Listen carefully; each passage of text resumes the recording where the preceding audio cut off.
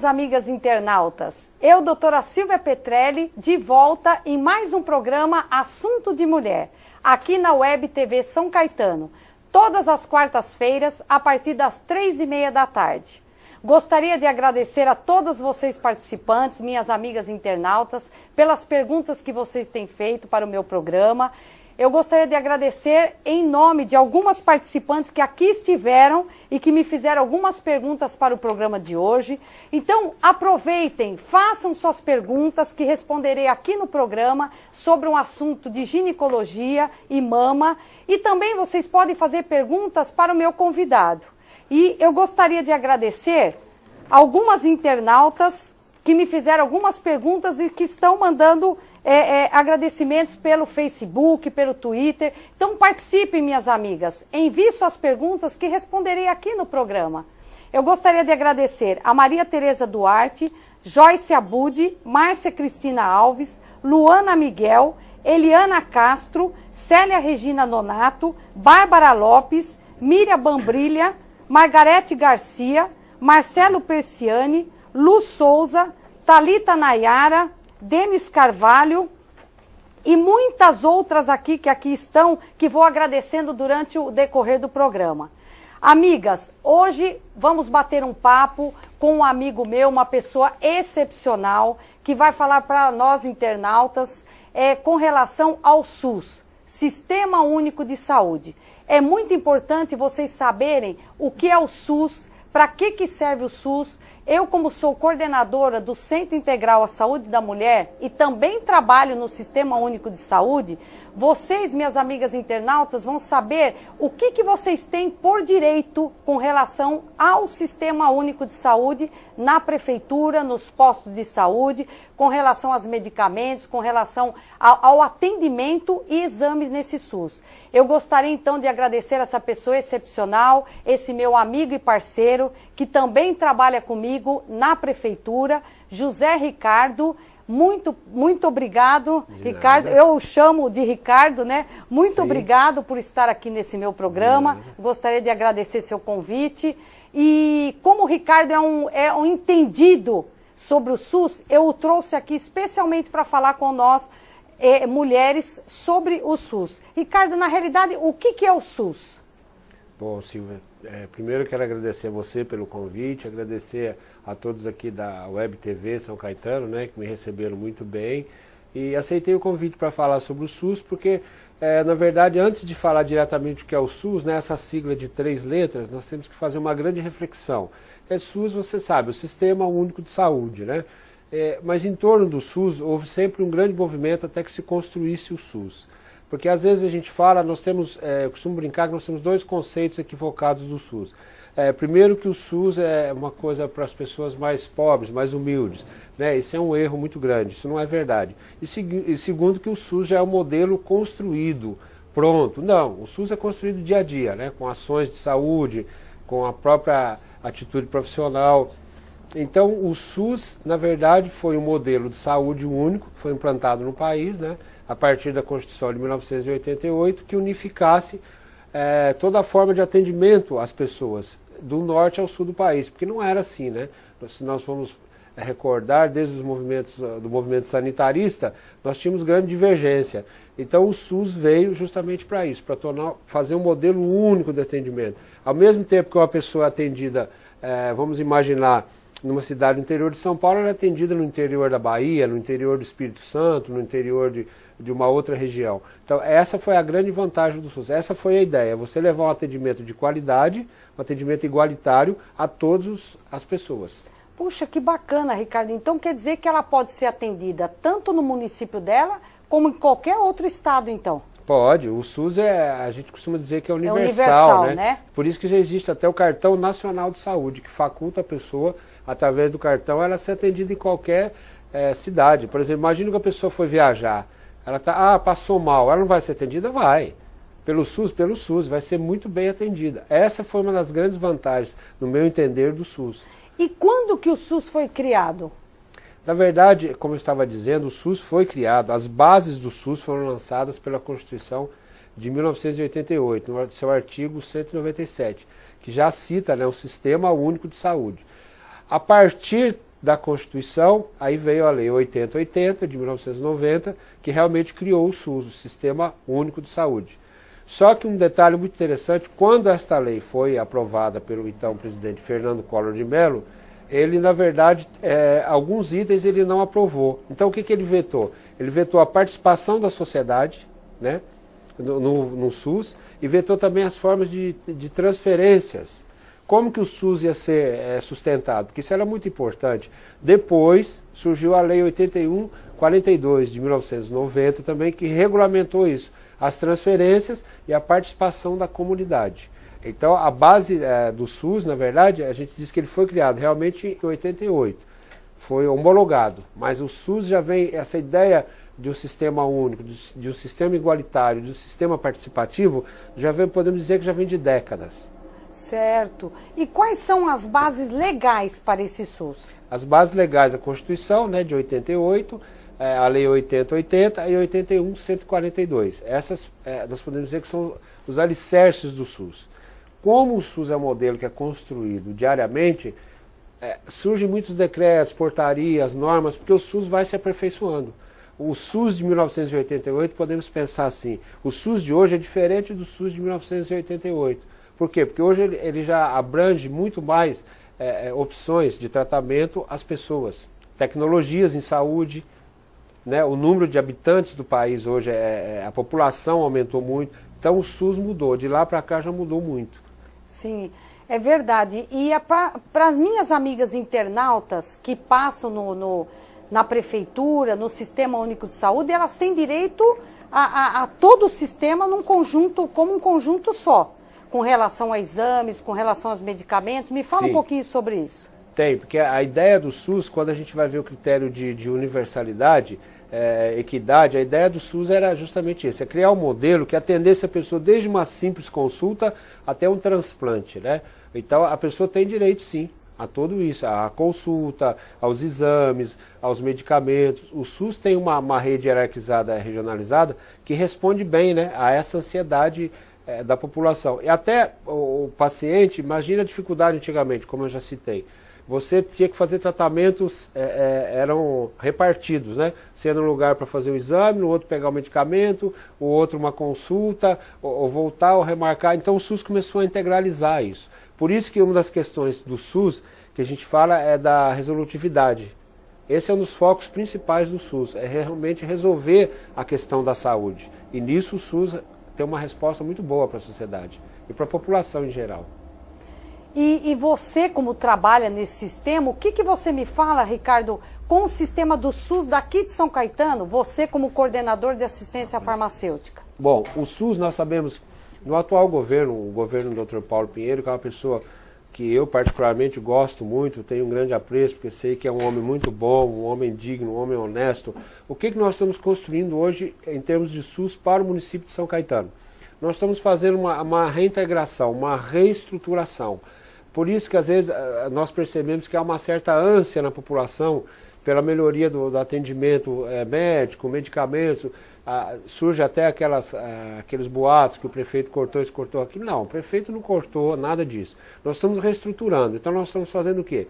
Primeiro estamos trabalhando para construir o complexo regulador, que nós precisamos ter uma central de regulação para exames, para consultas.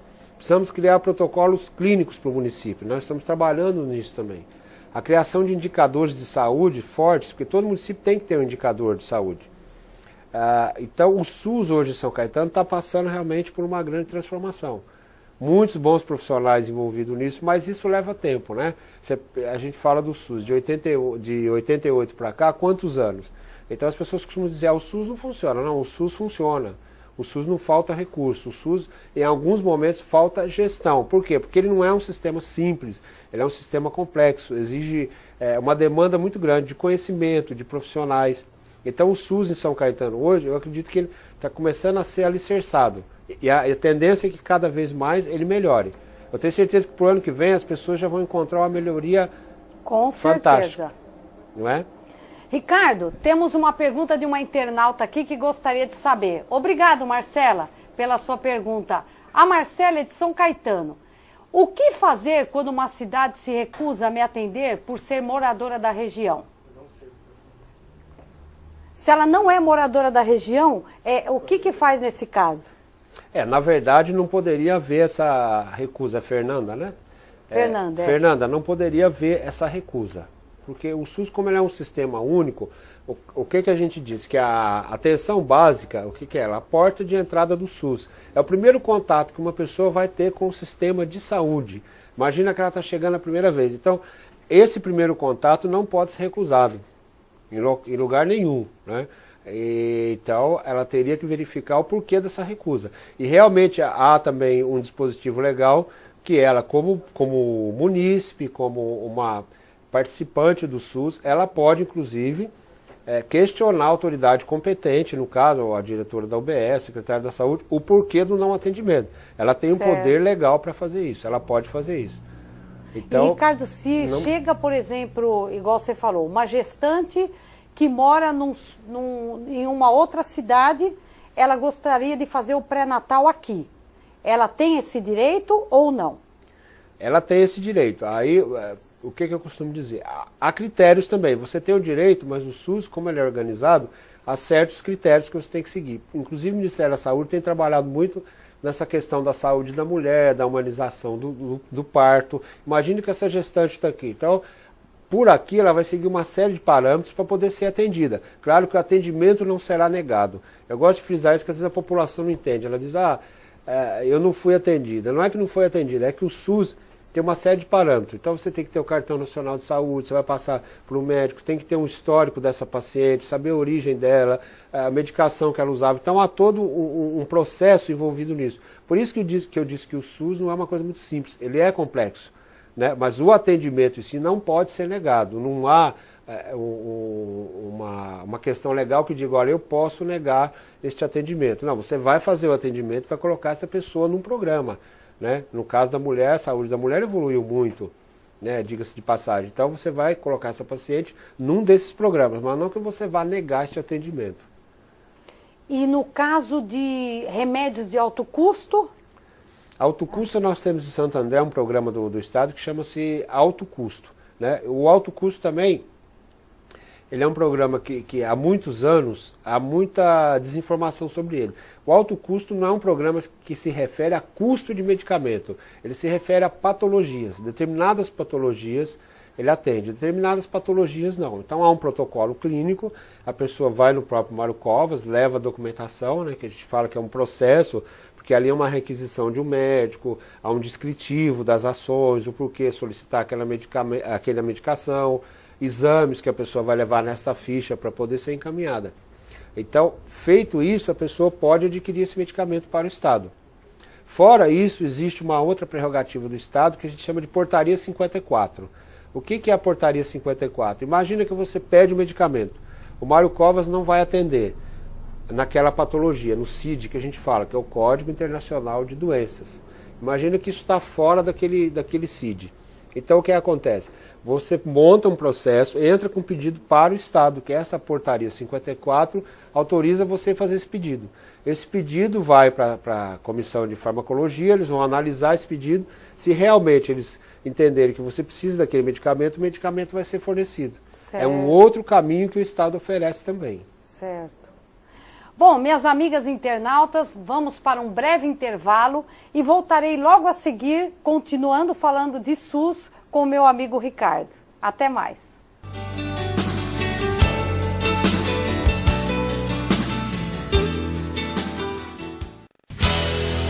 A Santa Vaidade tem o presente ideal para o seu pai. Olha só, kit Dr. Jones com espuma e pós-barba por apenas R$ 80,50. Acompanha uma linda necessaire. Tem mais, perfumes importados em promoção. E se falar que viu este anúncio na Web TV São Caetano, você ganha mais 5% de desconto. Santa Vaidade, Rua Manuel Coelho, 346, Centro de São Caetano.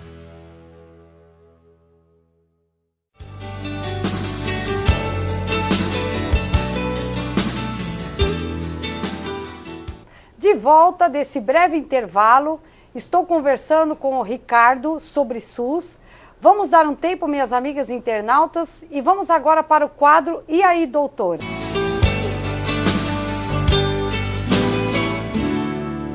Vamos ver, algumas internautas enviaram perguntas para eu responder, vamos escolher algumas. Marisa de São Bernardo, obrigado Marisa pela sua pergunta. A Marisa gostaria de saber sobre HPV. O HPV pode se manifestar em outras partes do corpo que não sejam genitais? Por exemplo, na boca e na garganta? Sim, pode sim, Marisa. Do mesmo jeito que é transmitido pelo contato sexual e por ser um vírus, ele também pode passar em outras regiões. Principalmente, como você me perguntou, da boca para a garganta. Hoje em dia tem aumentado muito o índice de pacientes com câncer de boca por consequência do HPV. Então, se o homem não está contaminado pelo HPV, é mais difícil a mulher ser transmitido o vírus. Agora, se a mulher tem algumas verrugas ou tem alguma lesão na vulva e se faz o sexo oral, ele pode transmitir sim o HPV para essas regiões. Mas, minhas amigas, não deixe de usar camisinha, porque camisinha com certeza é a melhor proteção. Continuando aqui com as perguntas, vamos ver. Sueli de São Caetano, obrigado Sueli pela sua pergunta. Ela gostaria de saber sobre métodos contraceptivos. Eu gostaria de saber se remédios ansiolíticos interferem no efeito do anticoncepcional. Boa pergunta, Sueli, é uma coisa que muitas gostariam de saber, sim. Com relação aos ansiolíticos, o que pode acontecer? Às vezes pode até diminuir a potência do ansiolítico.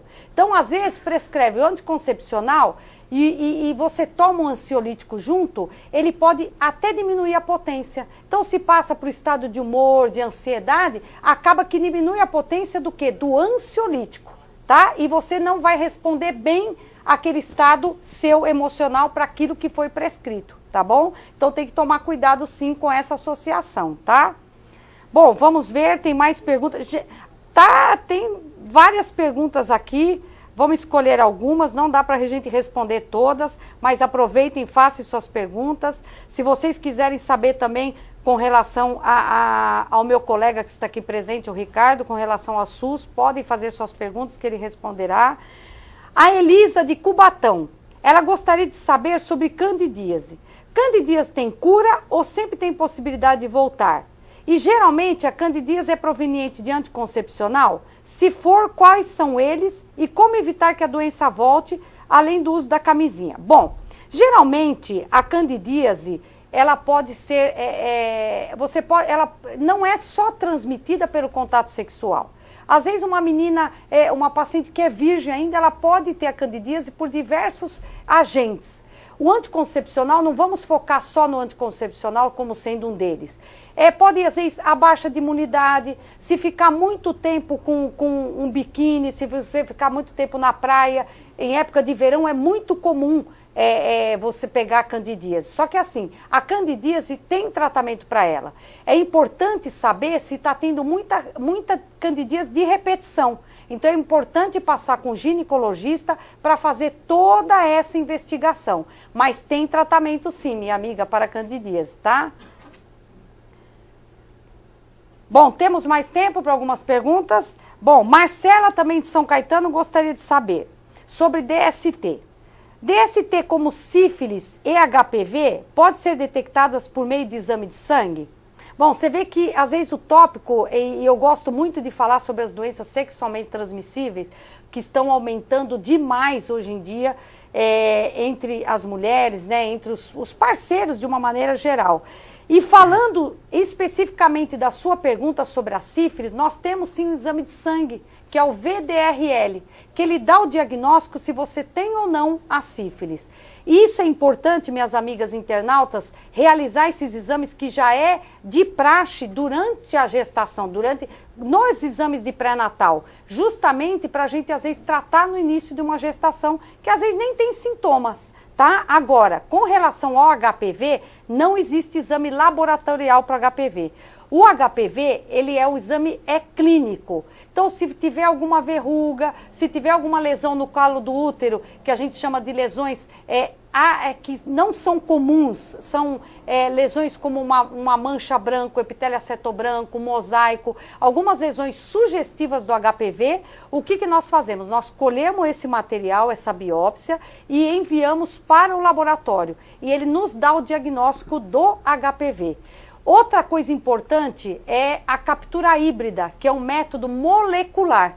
Então, pode-se fazer um raspado do colo do útero, da parede vaginal e da vulva e também mandar analisar, que vai dar o resultado se tem um HPV de baixo risco ou um HPV de alto risco. Então, esses são os métodos para o diagnóstico de HPV, tá? Não existe exame laboratorial, não existe coleta de sangue para o diagnóstico de HPV. Tá bom, amigas? Não deixem, eu sempre foco muito com as minhas pacientes, não deixem de fazer o exame anualmente, independente se tem relação ou não, é muito importante. Mesmo depois da mulher se está na menopausa, se tirou o útero, isso é uma pergunta muito frequente no meu consultório. Doutora, eu já tirei o útero, há necessidade de eu poder, continuo fazendo o Papa Nicolau? Deve fazer.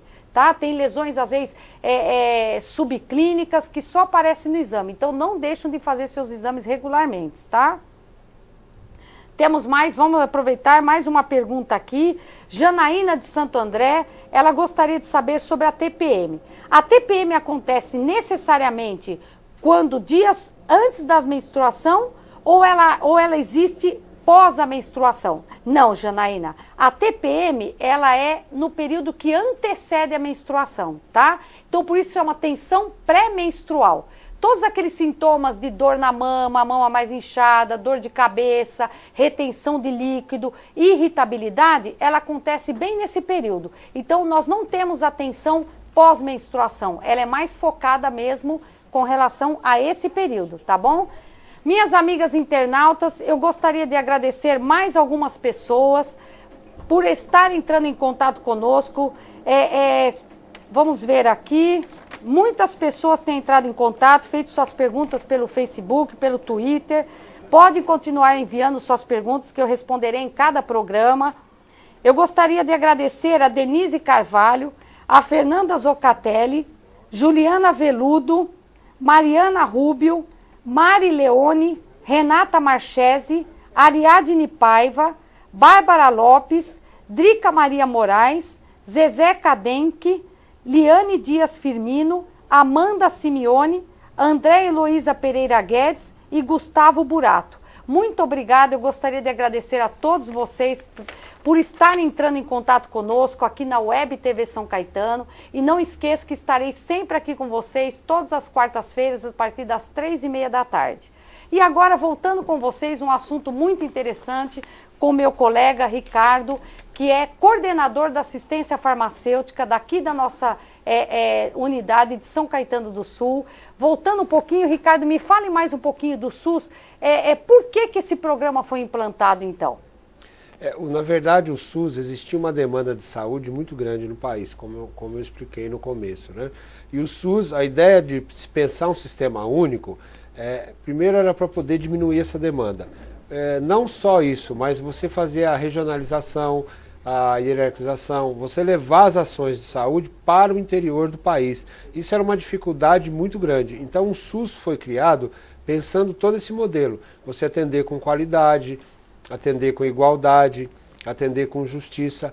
Então este modelo, hoje em dia, atende muitas pessoas. Então por isso eu penso que o SUS foi criado exatamente para isso, para manter esse modelo de igualdade. Ou seja, o SUS preconiza o quê? Você vai atender a pessoa na condição dela. Então você tem que chegar em determinadas regiões, você tem que chegar até onde está a pessoa.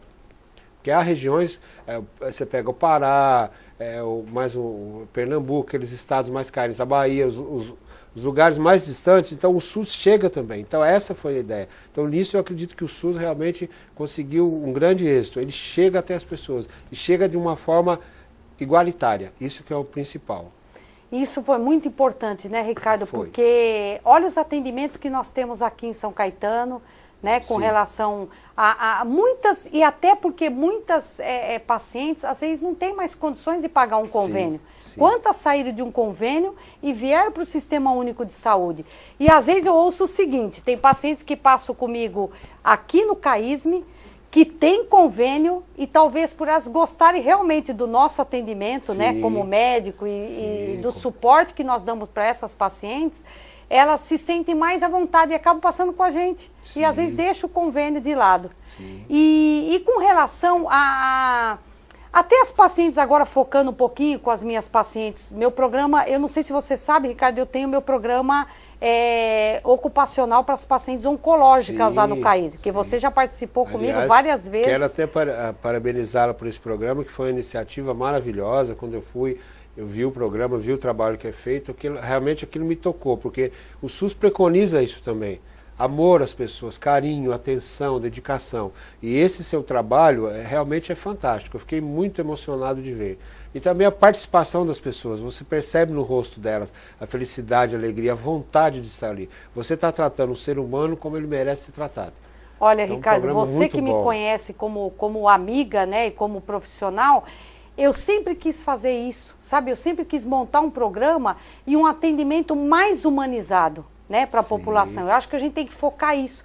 Eu sempre digo o seguinte, a gente tem que atender as pessoas como a gente gostaria de ser atendido. Exatamente. E é assim que eu trabalho no meu CAISM, ou trabalho em qualquer lugar. Quem me conhece sabe, né? Então eu sei que você também tem essa mesma proposta, né, dentro do seu trabalho, agora como coordenador da assistência farmacêutica. Então eu fico muito contente com isso também, de saber que você faz parte desse SUS. Obrigado. Então eu trouxe uma pessoa excelente para falar de SUS, porque você entende sobre o SUS. Então nada melhor do que você pode falar sobre isso.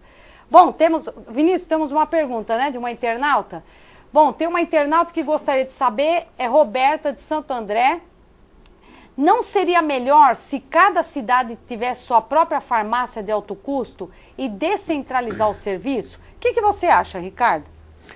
Bom, o programa de alto custo, ele é um programa pouco diferenciado. Por quê? Primeiro que, como eu falei, como ele não está focando só no medicamento, ele está focando aquilo que a pessoa tem. O que acontece? São medicamentos que têm um custo muito elevado e é um elenco de medicamento muito grande.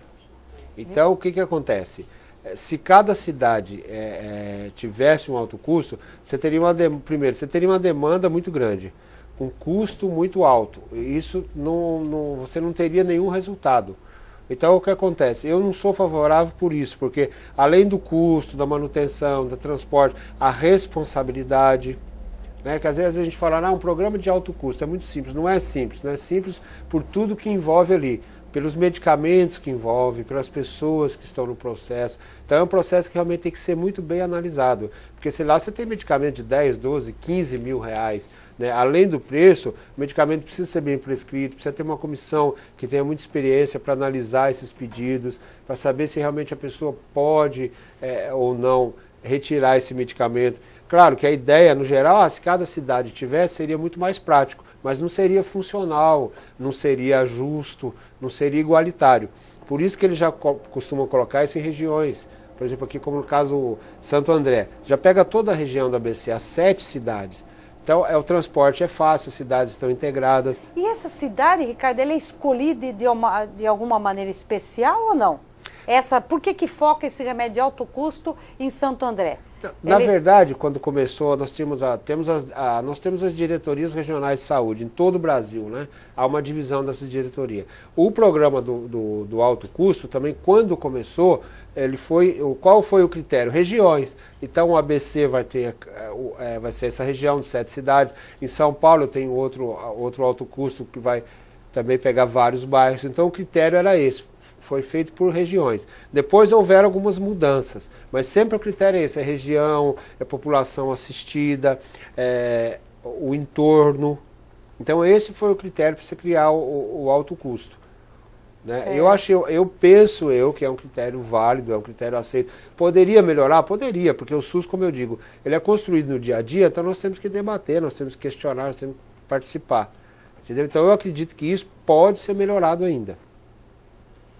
Ricardo, que pena. não temos mais tempo, gostaria de fazer outras perguntas. Já fica aqui o nosso convite para você Muito voltar. obrigado. Gostaria que você voltasse, explanasse Obrigado. mais, que foi brilhantemente explanado por você. Obrigado. E faço o convite aqui para você voltar em nosso programa outra vez e dar continuidade na nossa conversa. E amigas internautas, agradeço mais uma vez a participação de todas vocês e conto com vocês todas as quartas-feiras, às 3h30 da tarde, aqui na Web São Caetano, no programa Assunto de Mulher.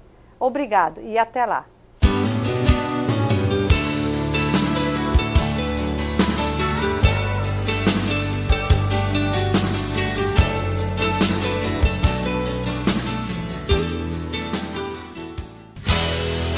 A Santa Vaidade tem o presente ideal para o seu pai. Olha só, kit Dr. Jones com espuma e pós-barba por apenas R$ 80,50. Acompanha uma linda necessaire. Tem mais, perfumes importados em promoção. E se falar que viu este anúncio na Web TV São Caetano, você ganha mais 5% de desconto. Santa Vaidade, Rua Manuel Coelho, 346, Centro de São Caetano.